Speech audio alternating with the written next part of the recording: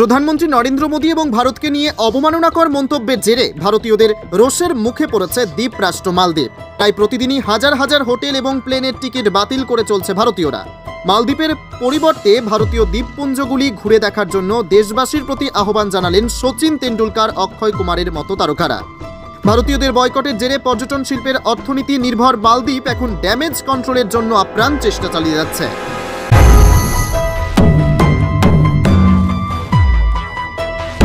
বাতিল হাজার হাজার বুকিং, দোসর সচিন অক্ষয়দের গোলা। ভুলের বড় মাসুল গুনতে হবে কি মালদ্বীপকে?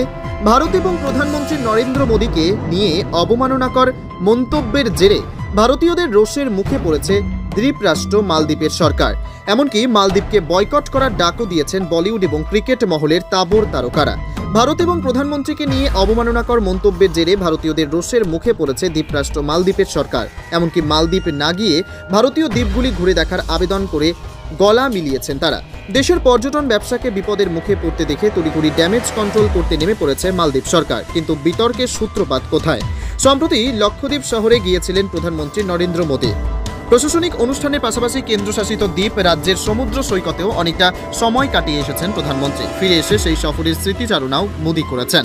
সফরে কাটানো মুহূর্তের প্রচুর ছবিও তিনি সমাজ মাধ্যমে পোস্ট করেছেন। লক্ষদ্বীপের সমুদ্রে প্রধানমন্ত্রীর মোদীর স্নর্কেলিং করা, সাদা বালির ওপর ভ্রমণ বা বিশাল নীল সৈকতে বিশ্রাম নেওয়ার ছবি প্রকাশ্যে আসার পরেই বিতর্কের শুরু। অভিযোগ, প্রধানমন্ত্রীর ছবিগুলি সমাজ মাধ্যমে পোস্ট করার পর মালদ্বীপ সরকারের 3 মন্ত্রী মরিয়ম সিউনা, মালসা শরীফ এবং মাহাজুম মাজিদ সেই ছবিগুলি নিয়ে অপমানজনক মন্তব্য করেছেন। প্রধানমন্ত্রীকে জোকার এবং ইসরায়েলের কৃণক বলেও অপমান করা হয়েছে, কটাক্ষ করা হয়েছে ভারতীয় সংস্কৃতি নিয়েও।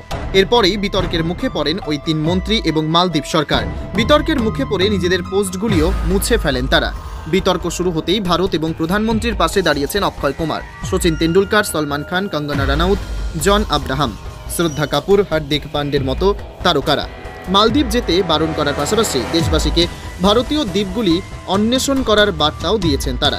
অভিযোগের কাঠগড়ায় দাঁড়ানো মালদ্বীপের ওই মন্ত্রীদের পোস্টের স্ক্রিনশট শেয়ার করে অক্ষয় সেটিকে ঘৃণ্য বলে উল্লেখ করেছেন। এক্স হ্যান্ডেলে তিনি লিখেছেন, মালদ্বীপের বিশিষ্ট ব্যক্তিত্বরা ভারতীয়দের নিয়ে ঘৃণামূলক এবং বর্ণবিদ্বেষী মন্তব্য করেছেন।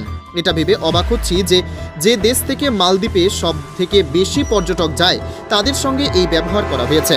আমরা আমাদের প্রতিবেশীদের কথা ভাবি, কিন্তু কেন আমরা এই ধরনের ঘৃণা সহ্য করব? আমি বহুবার মালদ্বীপে গিয়েছি এবং সব সময় সে দেশের প্রশংসা করেছে, কিন্তু মর্যাদা প্রথমে। আসুন আমরা আমাদের নিজস্ব পর্যটনকে সমর্থন করি এবং দেশের দ্বীপগুলি ঘুরে দেখি। অন্যদিকে ভারতীয় উপকূলবর্তী এলাকা এবং দ্বীপগুলির প্রশংসা করে সচিন লিখেছেন, ভারতে সুন্দর সুন্দর উপকূল এবং দ্বীপ রয়েছে, যা আমাদের কাছে আশীর্বাদ। আমাদের অতিথি দেব ভব নীতি নিয়ে ঘুরে দেখার মতো অনেক কিছু রয়েছে। এই জায়গাগুলি অনেক স্মৃতি তৈরি হওয়ার অপেক্ষায় রয়েছে। সলমান লিখেছেন, আমাদের মাননীয় প্রধানমন্ত্রী নরেন্দ্র ভাই মোদীকে লক্ষদ্বীপের সুন্দর, পরিচ্ছন্ন এবং অত্যাশ্চর্য সমুদ্র সৈকতে দেখে খুব ভালো লাগছে। সবচেয়ে ভালো দিক হলো এই দ্বীপ আমাদের ভারতেই রয়েছে। তারকাদের পাশাপাশি মালদ্বীপ সরকারের বিরুদ্ধে সরব হয়েছে আমজনতাও। সমাজ মাধ্যমকে মালদ্বীপকে বয়কট করা নিয়ে পোস্টের পর পোস্ট দিয়ে যাচ্ছেন নেটাগরিকদের একটা বড় অংশ। ভারতের এক জনপ্রিয় ভ্রমণ সংস্থা মালদ্বীপ যাওয়ার সমস্ত বিমানের টিকিট বুকিং বাতিল করে দিয়েছে ইতিমধ্যেই। ওই সংস্থার মালিক জানিয়েছেন, দেশের প্রতি আনুগত্য এবং সহানুভূতি থেকে তারা এই সিদ্ধান্ত নিয়েছেন। রবিবার রাতে ওই সংস্থার প্রতিষ্ঠাতা নিশান্ত প্রিটি এক্স হ্যান্ডেলে লিখেন, আমাদের দেশের পাশে দাঁড়িয়ে আমরা মালদ্বীপের সমস্ত বিমানের টিকিটের বুকিং বাতিল করে দিয়েছে। অর্থাৎ যারা ওই সংস্থার মাধ্যমে মালদ্বীপে যাওয়ার বিমানের টিকিট কেটেছিলেন তাদের টিকিট বাতিল করে দেওয়া হয়েছে। ভারতীয়রা মালদ্বীপে ঢু মারা বন্ধ করে দিলে দেশের অর্থনীতি বিপদের মুখে পড়তে পারে ভেবে ভুল সংশোধনের চেষ্টা শুরু করেছে মালদ্বীপের সরকার। কারণ মালদ্বীপের অর্থনীতির অনেকটাই পর্যটন নির্ভর। সারা বছর ভারতীয় পর্যটকদের ভিড় লেগেই আছে ভারতের দক্ষিণ পশ্চিমে ভারত মহাসাগরের ওপরে অবস্থিত ছোট্ট দ্বীপরাষ্ট্রে। রবিবার প্রথমে 3 মন্ত্রীর মন্তব্য থেকে দূরত্ব বজায় রাখার চেষ্টা করেছিল মালদ্বীপের নবনির্বাচিত প্রেসিডেন্ট মোহাম্মদ মুইজুর সরকার। তিনি সেই দেশেরই প্রাক্তন প্রেসিডেন্ট মোহাম্মদ নাশিদ মোহাম্মদ সোলি সহ একাধিক বিরোধী নেতা মন্ত্রীদের বিরুদ্ধে কঠোর পদক্ষেপের দাবি তোলেন। ভারতের মতো বন্ধু দেশের প্রধানমন্ত্রী সম্পর্কে বিরূপ মন্তব্য দ্বিপাক্ষিক সম্পর্কে বড় প্রভাব ফেলতে পারে বলে জানান তারা। এরপরেই ভারত এবং প্রধানমন্ত্রী নরেন্দ্র মোদীর বিরুদ্ধে আপত্তিকর মন্তব্য করার অভিযোগে 3 মন্ত্রীকে সাসপেন্ড করেছে মালদ্বীপ সরকার। এই 3 জনকে কড়া শাস্তি দেওয়ার দাবিতে সরব হয়েছিলেন ভারত ও মহাসাগরের এই দ্বীপরাষ্ট্রটির একাধিক বিরোধী নেতা। রবিবার একটি সাক্ষাৎকারে তার দেশের মন্ত্রীদের মন্তব্যের সমালোচনা করেছেন মালদ্বীপের সাংসদ তথা প্রাক্তন ডেপুটি স্পিকার এলভা আবদুল্লাহ। এই প্রসঙ্গে এলভা বলেন, ভারত ঠিকই বলছে, এমন মন্তব্য রেগে যাওয়াই উচিত। যে মন্তব্য করা হয়েছে তা আপত্তিকর, তবে এই মন্তব্য মালদ্বীপের সাধারণ মানুষের মতামত নয়। আমি ব্যক্তিগতভাবে ওই লজ্জাজনক এবং বৈষম্যমূলক মন্তব্যের জন্য ভারতের মানুষের কাছে ক্ষমা চাইছে। মন্ত্রীদের বিতর্কিত মন্তব্য ভুলে গিয়ে ভারতের মানুষকে আবার মালদ্বীপে ফিরতে বলেছেন সাংসদ এলভা।